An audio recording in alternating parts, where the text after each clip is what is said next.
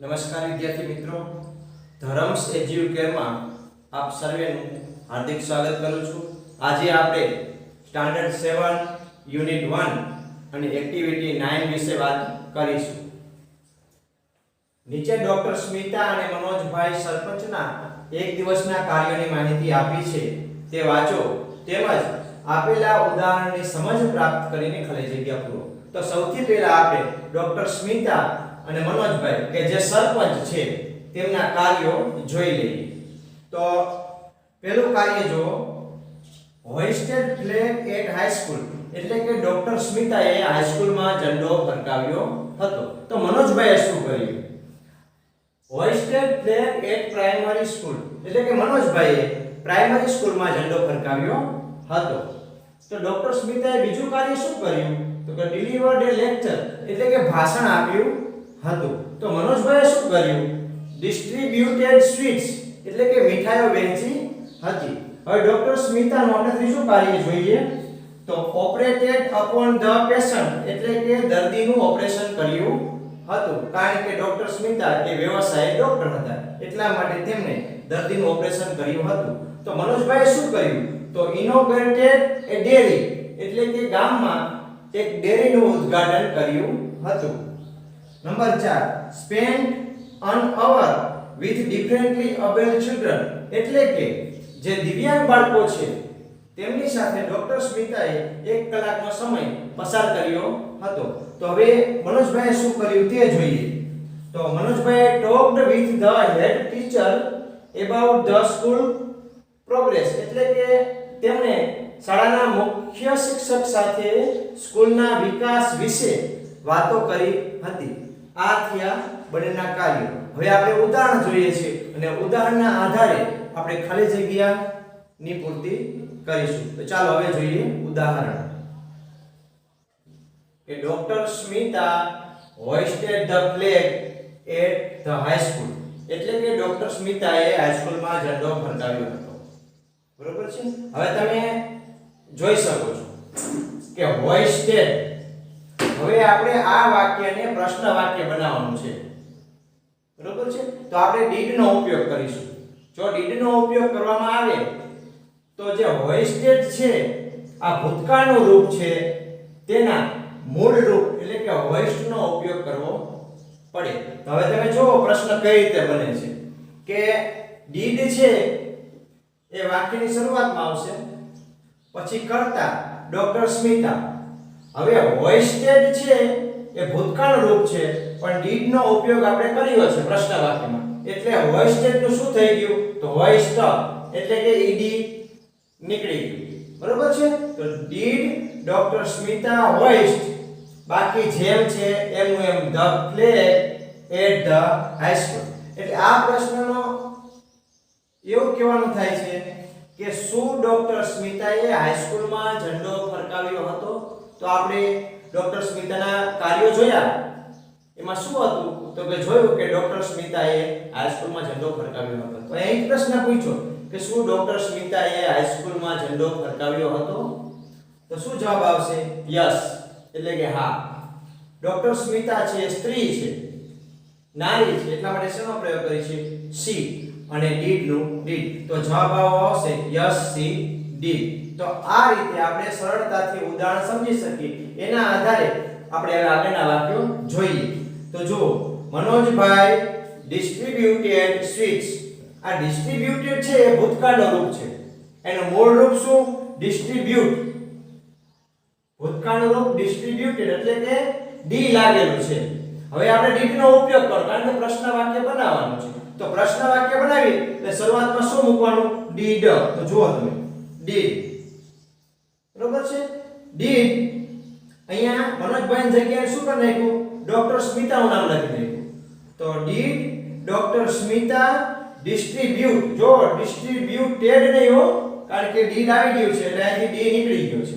તો distribute sweets, એટલે કે શું ડોક્ટર સ્મિતાએ મીઠાઈ વહેંચી હતી? તો આપણને ખબર છે કે મીઠાઈ કોને વહેંચી હતી? મનોજભાઈ। ડોક્ટર સ્મિતાએ મીઠાઈ વહેંચી નથી, તો શું આવે? નો। ડોક્ટર સ્મિતા નારી છે, સ્ત્રી છે, એટલે સી, અને નથી વહેંચી એટલા માટે ડીડન્ટ। ડીડન્ટ એ ડીડ નોટ નું ટૂંકું રૂપ છે, ડીડન્ટ. બરોબર છે. હવે અહીંયા જો ડીડ મનોજભાઈ ડિસ્ટ્રીબ્યુટ સ્વીટ્સ જો એવું લખેલું હોત ને તો શું જવાબ આવત? યસ. અને સી ની જગ્યાએ શું આવી જાત? મનોજભાઈ છે પુરુષ છે તો શું આવી જાત? He did. આવો જવાબ આવી શકે. તો ચાલો હવે આપણે ત્રીજું એટલે કે નેક્સ્ટ વાક્ય જોઈએ. હવે આપણે ત્રીજું વાક્ય જોઈએ. ડોક્ટર સ્મિતા બ્લેન્ક એટલે ખાલી જગ્યા અપોન ધ પેશન્ટ. હવે આપણને ખબર છે કે ડોક્ટર સ્મિતાએ દર્દીનું ઓપરેશન કર્યું હતું. તો હવે એને પ્રશ્ન વાક્ય બનાવવું છે. તો શું કરવાનું? તો સૌથી પહેલા ડીડ મૂકી દેવાનું. તો કે ડીડ મૂકું, પછી ડોક્ટર સ્મિતા સ્ત્રી છે એટલે સી. હવે આમે તમે જુઓ ઓપરેટ એવું લખ્યું છે. હવે તમને ઓટોમેટિક ખબર પડી જશે કે ડીડ હોય ત્યારે મૂળ ક્રિયાપદ હોય. તો ઉપરની ખાલી જગ્યામાં આપણે શું મૂકીશું? તો તમને ખ્યાલ આવશે કે ઓપરેટેડ આવશે.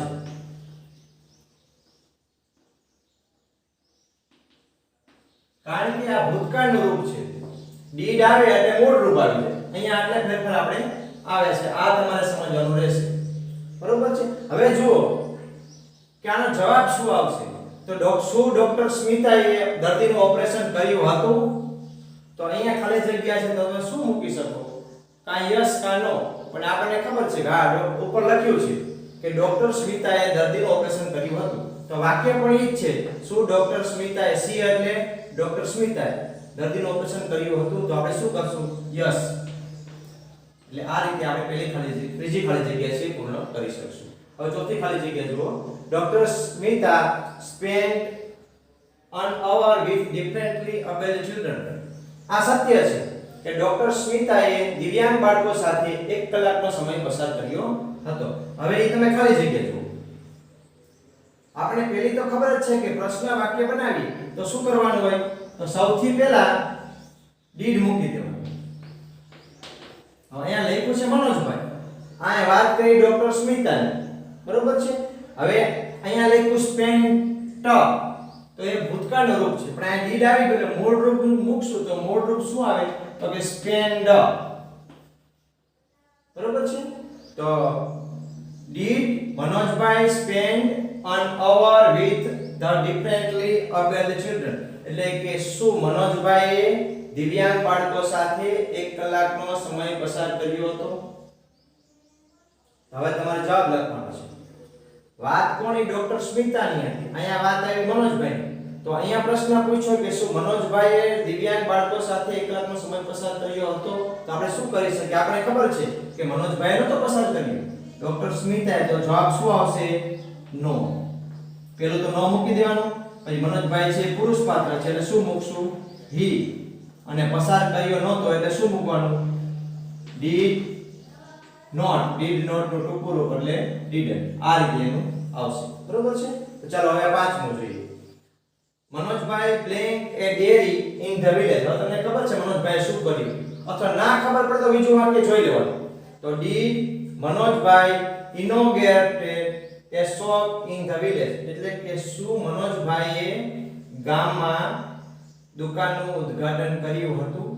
તો અહીંયા તમે જુઓ તો આપણને ખબર છે કે ઇનોગેટ લખ્યું છે. બરોબર છે. તો એનું મૂળ રૂપ છે, એનું ભૂતકાળ શું આવશે? તો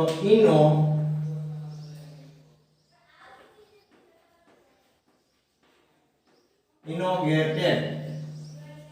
બરોબર છે. કેમ કે આ ભૂતકાળ છે, આ મૂળ રૂપ છે. ડીડ આવે એટલે મૂળ રૂપ આવી જાય. આ એનું ભૂતકાળ રૂપ. તો મનોજભાઈ ઇનોગેટેડ એ ડેરી ઇન ધ વિલેજ. આ સત્ય છે કે મનોજભાઈએ ગામમાં એક ડેરીનું ઉદ્ઘાટન અથવા ઓપનિંગ કર્યું હતું. હવે પ્રશ્ન પૂછો કે ડીડ મનોજભાઈ inaugurate a shop in the village.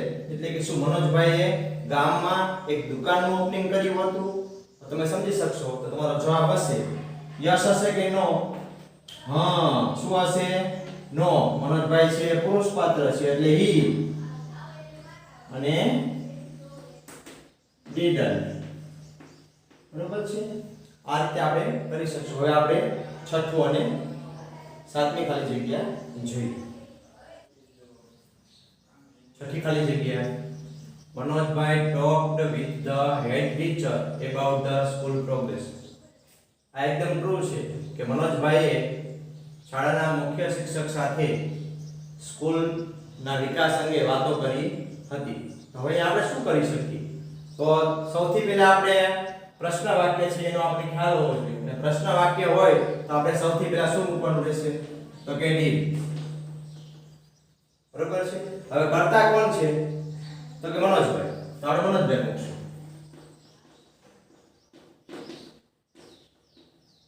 બરોબર છે. હવે ક્રિયાપદ. તો ક્રિયાપદ ટોક્ડ છે એ ભૂતકાળનું રૂપ છે. ડીડ આવી ગયું છે એટલે મૂળ રૂપ મૂકવું પડશે. મૂળ રૂપ શું આવે? તો કે ટોક. આ વસ્તુ આપણે એકદમ સમજ પ્રાપ્ત કરવી પડશે. હવે તમે જવાબ જોઈ શકો. શું મનોજભાઈએ શાળાના મુખ્ય શિક્ષક સાથે શાળાના વિકાસ અંગે વાતો કરી હતી? પ્રશ્ન પૂછ્યો છે તો આપણે ખબર છે આ સત્ય છે. તો યસ, મનોજભાઈ પુરુષ છે એટલે હી અને ડીડ. જો મનોજભાઈની જગ્યા ઉપર અહીંયા આપણે ડોક્ટર સ્મિતા મૂક્યું હોત ને તો જવાબ આપણો શું આવે? નો, સી ડીડન્ટ. આવો જવાબ આપણો આવી શકે. હવે સાતમું જુઓ. ડોક્ટર સ્મિતા ડિલિવર્ડ એ લેક્ચર. આ સાચી વાત છે કે ડોક્ટર સ્મિતાએ ભાષણ આપ્યું હતું. તો હવે આપણે પ્રશ્ન બનાવવાનો છે. જુઓ પાછળ પ્રશ્નાર્થનું ચિહ્ન છે તો પ્રશ્ન બનાવવો છે. તો સૌથી પહેલા આપણે શું મૂકશું? તો કે ડીડ. કર્તા કોણ છે? તો કે ડોક્ટર અને સ્મિતા. ડોક્ટર સ્મિતા એટલે સ્મિતા નામ હોવાથી એસ છે કેપિટલ. કોઈ પણ નામ હોય તો પહેલો અક્ષર એનો કેપિટલ આવે એ આપણે યાદ રાખવું પડશે. હવે અહીંયા ડિલિવર્ડ છે એની જગ્યાએ શું કરવાનું? તો કે મૂળ રૂપ મૂકવાનું. શું કરવાનું? ડિલિવર્ડ. બરોબર છે. અને એ લેક્ચર. તો અહીંયા આપણે શું પરિવર્તન આવ્યું એ તમને ખબર પડી ગઈ હશે કે અહીંયા ડિલિવર્ડ હતું એની જગ્યાએ ડિલિવર આવ્યું. બરોબર છે. હવે એનો જવાબ જુઓ કે શું ડોક્ટર સ્મિતાએ ભાષણ આપ્યું હતું? તો જવાબ આપણો શું આવશે? Yes, she did. આ રીતે આપણે એક્ટિવિટી 9 ની સરળ રીતે સમજ મેળવી છે. મને આશા છે કે તમને આ વિડિયો જરૂરથી ગમ્યો હશે. તો ચાલો આવજો.